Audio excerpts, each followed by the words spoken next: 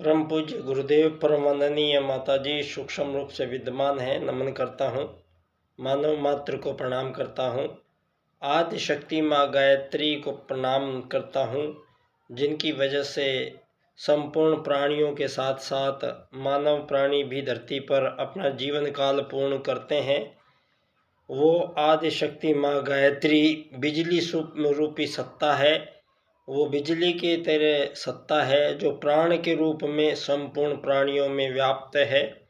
उन आदि शक्ति माँ गायत्री का हम नमन करते हैं, उनका आवाहन करते हैं और ऐसा पावन मंत्र जो मानव को महामानव देव मानव बनाने की ओर अनादिकाल से ही प्रयासरत है। और ऐसा वैदिक सूत्र, ऐसा वैदिक मंत्र जिसकी रचना सृष्टा ने सर्वप्रथम की है और आदि शक्ति माँ गायत्री का आवाहन सर्वप्रथम ब्रह्मा जी ने किया है। उसके पश्चात ही इस धरा पर संपूर्ण जीव जंतु वृक्ष वनस्पतियों का जीवन काल है। दोस्तों, आज एक ऐसे समय में हम जी रहे हैं जहाँ मानवों की आयु बहुत ही कम रह गई है। 74 साल अधिकतम आयु मानव की आज अमेरिका में है और वो विकसित राष्ट्र कहा जाता है। दोस्तों, यहाँ मानव जो आगमन हुआ है धरती पर, इसके संबंध में बहुत त्रुटिपूर्ण भ्रांतियाँ विज्ञान जगत के द्वारा और इन पढ़े लिखे लोगों के द्वारा फैलाई गई है और सारी मानव जाति के समक्ष डार्विनवाद और चार्ल्सवाद के राजनीतिक सिद्धांत, विकास क्रम के सिद्धांत इन्होंने प्रस्तुत किए हैं और सारे संसार के मानवों को यही बताया गया है कि मानव का आगमन मछली बंदर से होते हुए इंसान बने हैं। अस्तु मानव को भी एक जानवर समझ लिया गया है और इन 2500 वर्षों में मानवों के बीच दोनों वैदिक सूत्रों का खंडन मानव जाति ने किया है, जिन वैदिक सूत्रों से पूरी कायनात में 84 लाख प्रकार के जीव जंतु लाखों करोड़ों वर्षों पूर्व से ही मानव के साथ साथ विद्यमान हैं। आत्मत सर्वभूतेषु और वसुधैव कुटुंबकम, दो वैदिक सूत्र जो सारे संसार के संपूर्ण प्राणियों को जीवन का दिशा निर्देश कर रहे हैं, मानव ने इन्हीं सूत्रों को तोड़ा है। फलतः सारी दुनिया में पिछले 2500 वर्षों में ये धरती पर कुछ नए खेल प्रारंभ किए गए हैं और जिनमें हमारी आदि प्राचीन भारतीय सनातन संस्कृति, भारतीय सनातन धर्म में उन चीज़ों के लिए कोई स्थान नहीं है।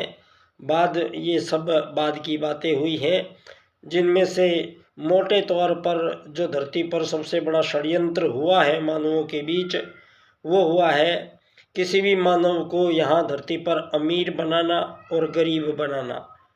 ये जो विषय है, ये विषय इसको स्पष्ट करते हैं पहली बार धरती पर परम पूज्य गुरुदेव के प्रथम शिष्य पंडित दीनदयाल उपाध्याय जी। पंडित दीनदयाल उपाध्याय जी जो आजीवन अखंड ब्रह्मचर्य से रहते हुए और अपना जीवन राजनीति के नाम समर्पित करते हुए, राष्ट्र को समर्पित करते हुए परम पूज्य गुरुदेव के ही स्थूल निर्देशन में परम पूज्य गुरुदेव से अक्सर दीनदयाल जी मिलने जाया करते थे। और जब विश्व राजनीति के पुनर्निर्धारण का कार्य जो युग निर्माण योजना का ही एक अंग है और युग परिवर्तन की मुख्य धुरी है, ये कार्य दोस्तों परम पूज्य गुरुदेव के ही निर्देशन में संपन्न हुआ है। और ये कार्य किया है पंडित दीनदयाल उपाध्याय जी ने। ये पंडित दीनदयाल उपाध्याय जी ने इस धरती पर संभवतः प्रथम राजा मनुवाद, पहला राजनीतिक दर्शन आर्यों ने विश्व को दिया था, जो पूर्ण रूप से वेद के आधारित था और मानव जीवन को संपूर्ण रूप से मानव का परिचय प्राप्त कराते हुए और मानव का लक्ष्य प्राप्ति का स्पष्ट रूप से निर्धारण किया गया था। दोस्तों, सत्य ये भी एक सिद्ध बात है कि प्रथम मानव आगमन इन 2500 वर्षों में नहीं हुआ है। यहाँ 7000 वर्ष पूर्व भगवान श्री राम का आगमन आज विज्ञान की कसौटी पर प्रमाणित हो चुका है। और उसी के साथ ये आपके 2500 वर्षों के साम्राज्यवाद, मार्क्सवाद, लेनिनवाद, आर्थिक उदारीकरणवाद, वैश्वीकरणवाद, इस्लामवाद, ईसाईवाद, आतंकवाद, भोगवाद, इतने सारे जो राजनीतिक दर्शन आप लोगों ने प्रस्तुत किए हैं, ये सारे के सारे धराशायी हो जाते हैं, क्योंकि पुनः उसी मनु के गढ़ से, उसी मनु के धरा से, उसी सनातन हिंदुओं की धरा से एक ऐसे हिंदू सनातनी राजनीतिज्ञ व्यक्ति परम पूज्य गुरुदेव के सानिध्य में यहाँ धरती पर आए हैं और उन्होंने ये विराट पराक्रम भरा कार्य सारे संसार के सम्मुख 4 राजनीतिक सूत्र प्रदान किए गए। और ये 4 राजनीतिक सूत्र सारे संसार के संपूर्ण मानवों के बीच जो हजारों सालों से युद्ध, शोषण, वध, हत्याओं का लंबा जो सिलसिला चला आ रहा है, इस सारे सिलसिले का समापन पंडित दीनदयाल उपाध्याय जी अपने 4 राजनीतिक सूत्रों से करते हैं। प्रथम सूत्र एकात्म मानववाद है, जिसमें पंडित दीनदयाल उपाध्याय जी मानव का परिचय कराते हुए स्पष्ट करते हैं। और ये बात परम पूज्य गुरुदेव ने अपनी एक छोटी सी प्रथम पुस्तक लिखी थी, मैं क्या हूँ। उस पुस्तक को सिद्ध होता है कि मानव एक शरीर नहीं है, मानव एक आत्मा है। तो मानव को एक आत्मा मानते हुए राजनीति का निर्धारण पंडित दीनदयाल उपाध्याय जी करते हैं। यहाँ मानव के समक्ष 8 अरब लोग इस धरती पर रहते हैं। 8 अरब लोगों को पंडित दीनदयाल उपाध्याय जी एकात्म मानववाद का राजनीतिक दर्शन प्रस्तुत करते हुए स्पष्ट करते हैं कि मानव मूल रूप से ये शरीर नहीं है, शरीर के अंदर आने वाली एक आत्म तत्व है, आत्मसत्ता है। और उसी के कारण मानवों में और प्रत्येक जीव जगत, जंतु, वृक्ष, वनस्पतियों में हलचल है और ये प्राण के कारण संभव हुआ है। तो संपूर्ण मानव के साथ साथ संपूर्ण प्राणियों में यहाँ आदि शक्ति माँ गायत्री का प्राण ही विद्यमान है। और इस बात को हमारे ऋषि आत्मत सर्वभूतेषु के माध्यम से अनादिकाल से ही ये सब सुस्पष्ट किया गया है कि मानव अन्य जीव जंतुओं से कोई भिन्न प्राणी नहीं है और अन्य जीव जंतुओं से इसको कोई भिन्न ट्रीटमेंट नहीं दिया जा सकता है। जिस प्रकार से संपूर्ण जीवों का अधिकार इस धरती पर है, इसी प्रकार से संपूर्ण मानवों का अधिकार भी इस धरती पर है। यहाँ इसी बात को यहाँ सतयुग के माध्यम से मानव आगमन के समय ना कोई राजा, ना कोई प्रजा, ना कोई दंड, ना कोई दांडिक, और हजारों साल की आयु लेकर लाखों करोड़ों वर्षों का वो जीवन काल जब धरा पर हमारे आदि पूर्वज वो आर्य आए और उन आर्यों ने प्रथम का आगमन काल में ही यज्ञ विज्ञान का विशेष अनुसंधान आविष्कार किया, जिसके कारण संपूर्ण ब्रह्मांड में अपना संपर्क सूत्र स्थापित करने की ये सूक्ष्मतम विद्या के आविष्कारकर्ता हमारे आदि पूर्वज आर्य हैं। और आज सारी दुनिया के पुरातत्ववेत्ताओं की खोजें ये साबित कर रही हैं कि धरती पर मानव आगमन लाखों करोड़ों वर्षों पूर्व से ही होता आया है। जिसकी प्रथम जो कड़ी मिली है तो वो आपको 7000 वर्ष पूर्व भगवान श्री राम द्वारा बनाया गया श्री राम सेतु पुल है। तो दोस्तों, कहने का मतलब ये है कि आज तक हम मानवों को जो हम हैं उसके बारे में, जो हमारे लक्ष्य है उसके बारे में हमें भ्रमित किया गया है। और मानव को जो प्रथम राजा ने जो हमारे लक्ष्य निर्धारित किए थे, उन चारों लक्ष्यों को ध्वस्त किया गया है। चारों लक्ष्य धर्म, अर्थ, काम और मोक्ष। ये मोक्ष प्राप्त करना विषय शरीर का नहीं है, ये विषय आत्मा का है।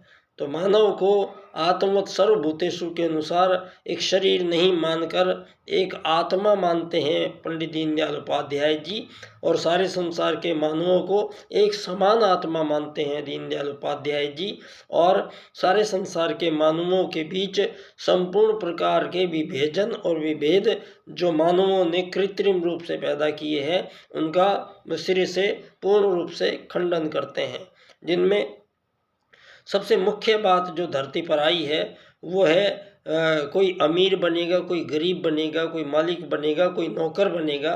जो ये पद्धति बनने और बनाने की, इसको पूंजीवाद कहा गया है। और ये पूंजीवाद देन पश्चिम की है।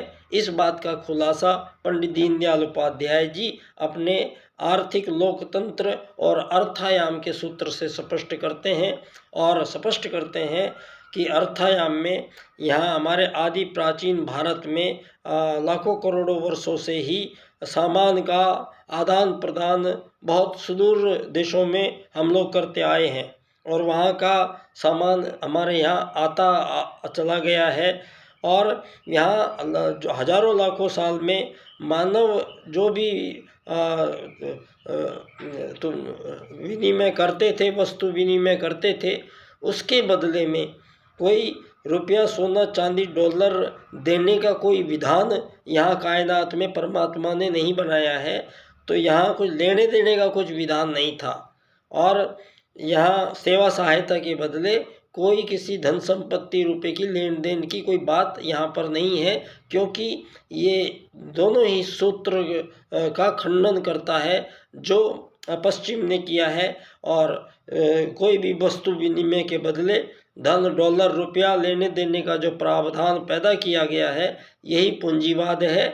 और पूंजी आधारित जीवन पद्धति का निर्माण और विकास है, जो कि मानव को बांटता है, काटता है, एक दूसरे से कंपटीशन लड़वाता है, और एक दूसरे से अंतहीन लड़ाइयों के दौर में उलझा के रखा है। यहाँ ना कोई अमीर बन सकता है, ना कोई गरीब बन सकता है। ये बनने बनाने का किसी को अधिकार नहीं है, ये वेद कहता है। और वेद काल के हमारे वैदिक मंत्र हमें मानवों के बीच किसी भी प्रकार का विभाजन और विभेद करने का कोई हमें मौका नहीं देते हैं।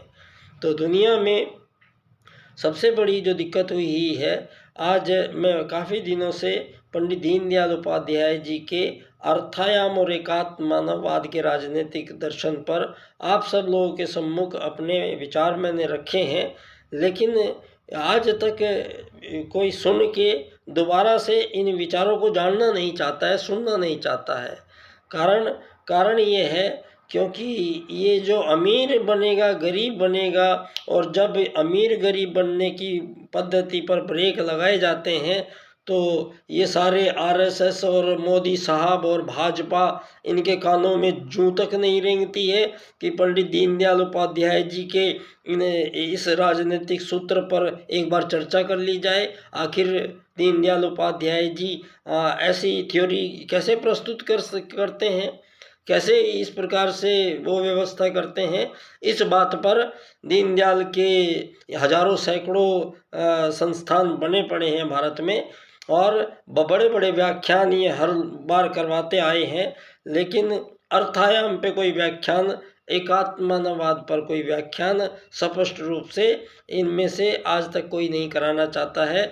क्योंकि ट्रिलियन इकोनॉमी को प्राप्त करने के लिए ही, चाहे वो भाजपा सरकार है, चाहे वो कांग्रेस सरकार है, चाहे वो कोई भी सरकार है, इन सरकारों ने इनसे भिन्न कुछ करेंगी ये उम्मीद नहीं की जा सकती है।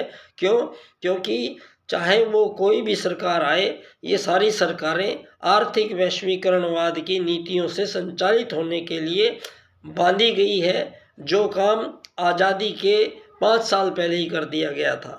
1947 में तथाकथित जो ये आज़ादी कही गई है, ये ट्रांसफ़र ऑफ पावर किया गया है, और इस आज़ादी के भ्रम में हमारे राष्ट्र नायक को यहाँ पर छुपकर रहना पड़ा है। सारी आज़ाद हिंद सेना को मरना पड़ा है, इस भारी षड्यंत्र के बीच में ये ट्रांसफ़र ऑफ पावर इस कांग्रेस पार्टी ने जो लाई है भारत में, जो आते ही आज़ादी के नाम पर भारत के टुकड़े कर दिए गए, 5 टुकड़े भारत से 4-5 टुकड़े कर दिए गए और इन आज़ादियों के झुंझुने के रूप में नए नए मानवों के दुश्मन धरती पर 300 से भी ज़्यादा आज़ाद देश इन वर्षों में इस पूंजीवाद ने बसाए हैं। जबकि हमारा वेद हमें स्पष्ट करता है, आत्मवत् सर्वभूतेषु के सिद्धांत के अनुसार किसी भी एक प्रजाति के जीव में कोई भी आज़ादी गुलामी संभव नहीं है। धरती पर मानवों के बीच ये आज़ादी गुलामी का 2500 साल पहले कोई भी विभाजन नहीं था। 2500 वर्ष पहले भारत में, सनातन भारत में, इस दुनिया में कोई भी धर्म नहीं था, एक ही सनातन धर्म था। सनातन धर्म यहाँ लाखों करोड़ों अरबों वर्षों पूर्व से है और ये जितने भी धर्म आए हैं ये 2500 वर्षों में मानवों के द्वारा पैदा किए गए हैं और इन धर्मों के विभेदों के कारण आज तक ये सारी मानव जाति एक दूसरे की खून की प्यासी है। और आज इस कदर एक इजराइल 1 करोड़ की जनसंख्या वाले देश को 52 मुस्लिम देशों ने चारों तरफ से घेर कर और उसको नेस्तनाबूद करने का ये समय मुकर्रर किया है। दोस्तों, अब ये बात हजारों वर्षों से नहीं चल रहा, इसका कोई कंक्लूज़न निकल नहीं आ पा रहा है। क्यों? क्योंकि सारी दुनिया मानवों को टुकड़ों में बांट कर देखती है, सारी दुनिया मानवों को धर्मों में बांट कर देखती है, सारी दुनिया मानवों को आज़ाद देशों के रूप में बांट कर देखती है। तो इस प्रकार की राजनीतिक प्रणाली को धरती से हमेशा के लिए समाप्त करने का पराक्रम भरा कार्य संपन्न किया जा चुका है और इस धरती पर सारे संसार के बीच जितने भी युद्ध, शोषण, वध, हत्याएं ये लंबे काल से चल रहे हैं, इन सभी का समापन करने के राजनीतिक सूत्र 4 सूत्र हैं, जिनकी व्याख्या एक विशेष क्रम से मैं करूँगा। आर्थिक लोकतंत्र द्वारा अर्थायाम आधारित एकात्म मानववाद की स्थापना से अंत्योदय की प्राप्ति जब हम करेंगे तो सारे संसार से मानवों के बीच संपूर्ण जो गड़बड़ें हुई हैं, सभी गड़बड़ों का इस नए युग में एक ऐसे मानव को प्रवेश दिलाया जा रहा है जो सीधे सतयुग में वापसी हो रही है। तो सतयुग में न कोई राजा, न कोई प्रजा, न कोई दंड, न कोई दांडिक, ऐसी राजनीतिक व्यवस्थाएं बनाने का कार्य पंडित दीनदयाल उपाध्याय जी ने अर्थायाम आधारित एकात्म मानववाद के राजनीतिक सूत्र से कर दिया है। अब ये मेरा विषय है, एकात्म मानववाद से समग्र व संपूर्ण वैश्वीकरणवाद, टोटल एंड कंप्लीट ग्लोबलाइजेशन। अगर हम इस पद्धति से राजनीति को सारे विश्व पे इम्प्लीमेंट करते हैं तो सारे विश्व से मानवों के बीच सभी प्रकार के युद्ध, शोषण, वध, हत्याएं, विभेद सदा के लिए समापन होगा। एक ऐसी दुनिया परम पूज्य गुरुदेव के निर्देशन में एकात्म मानववाद से वसुधैव कुटुंबकम की प्राप्ति के रूप में मैं ये यात्रा इस बार 11 फरवरी को जयपुर से दिल्ली के लिए प्रस्थान करूंगा। बहुत बहुत धन्यवाद। बच्चा डॉक्टर।